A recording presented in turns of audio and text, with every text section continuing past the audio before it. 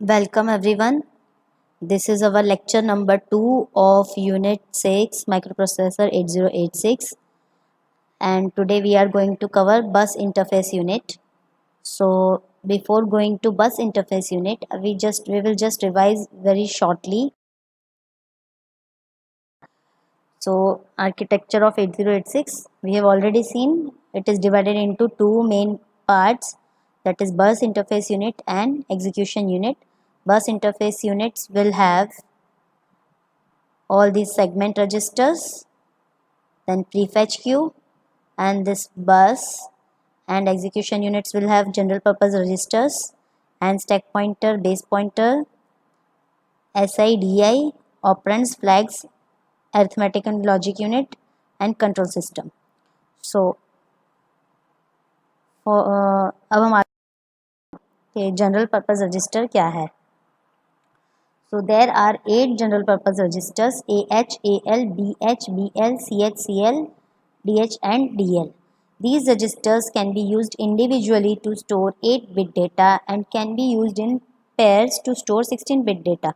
Means AH और AL है, अगर इंडिविजुअली AH या फिर AL या फिर और बाकी के रजिस्टर्स को लेंगे तो हम 8-बिट डेटा स्टोर कर पाएंगे, लेकिन AH और AL को कंबाइन करेंगे तो हम 16-बिट डेटा स्टोर कर पाएंगे.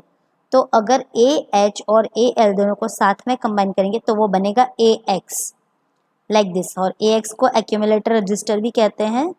सिमिलरली BX, CX, DX, यानी BH और BL है, उसको पैर में अगर हमें बोलना होगा तो हम बोलेंगे BX. CH और CL को पैर में बोलना होगा तो हम बोलेंगे CX, and similarly for DX. Or AX is also known as accumulator register. It is used to store operands for arithmetic operations. Next is BX register. It is used as a base register. It is used to store starting base address of the memory area within the data segment.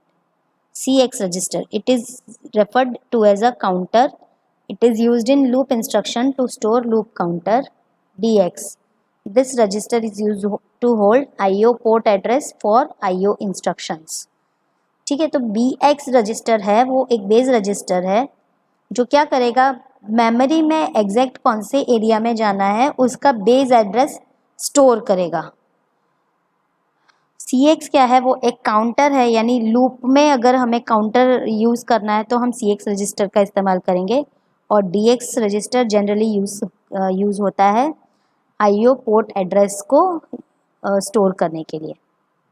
Next is stack pointer. It is a 16-bit register which holds the address from start of the segment to the memory location where a word was most recently stored on the stack. most recently stored यानी अभी just काम ख़त्म हुआ है और कोई word हमने store किया है उसको कहते हैं most recent store. Next is BIU.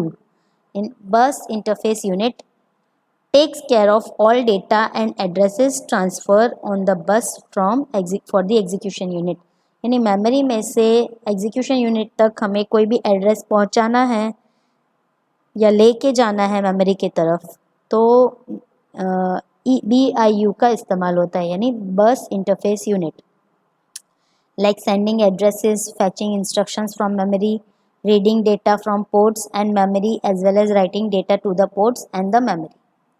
So EU has no direct connection between memory and BIU with memory. मतलब एग्जीक्यूशन यूनिट जो है वो डायरेक्टली मेमोरी के साथ कनेक्टेड नहीं है, बट वो इनडायरेक्टली कनेक्टेड है विद द हेल्प ऑफ बस interface unit. And BIU and EU are connected with internal buses. Functional parts of BIU. So first is instruction queue, उसको prefetch queue भी बोलेंगे. So BIU contains instruction queue. BIU gets up to 6 bytes of next instruction and stores them in the instruction queue. Okay, तो 6 bytes का instruction वो ले लेगा और instruction queue या फिर प्रीफेच क्यू में उसको स्टोर करेगा. Then execution unit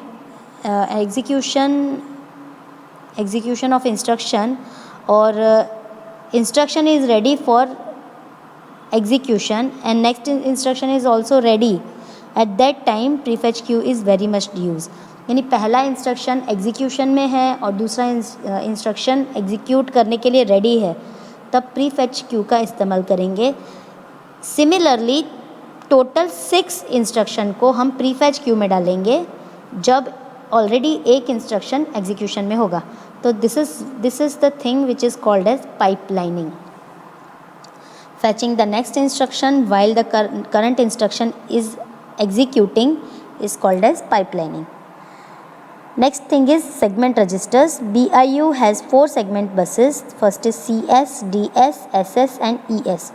It holds the addresses of instruction and data in memory which are used by the processor to access memory location.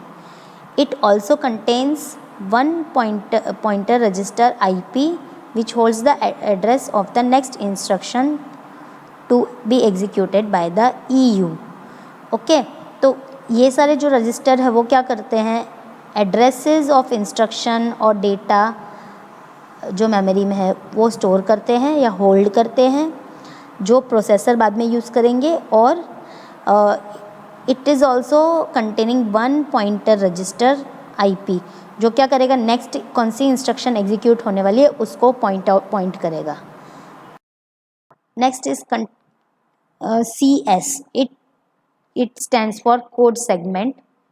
It is used for addressing a memory location in the code segment of the memory where the executable program is stored. DS. It stands for data segment.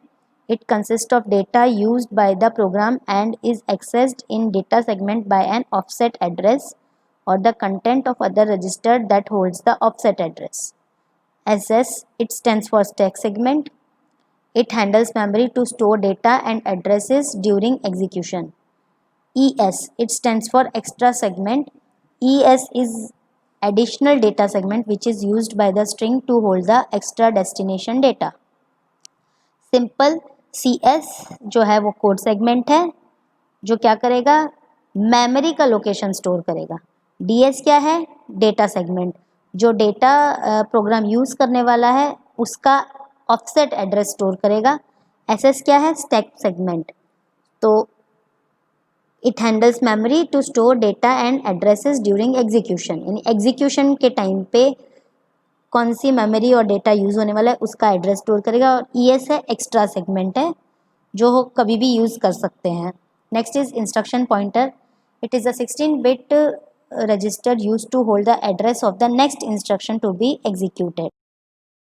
So these are the references, you can go through it and if you want to study more then you can visit some other sites. And thank you very much.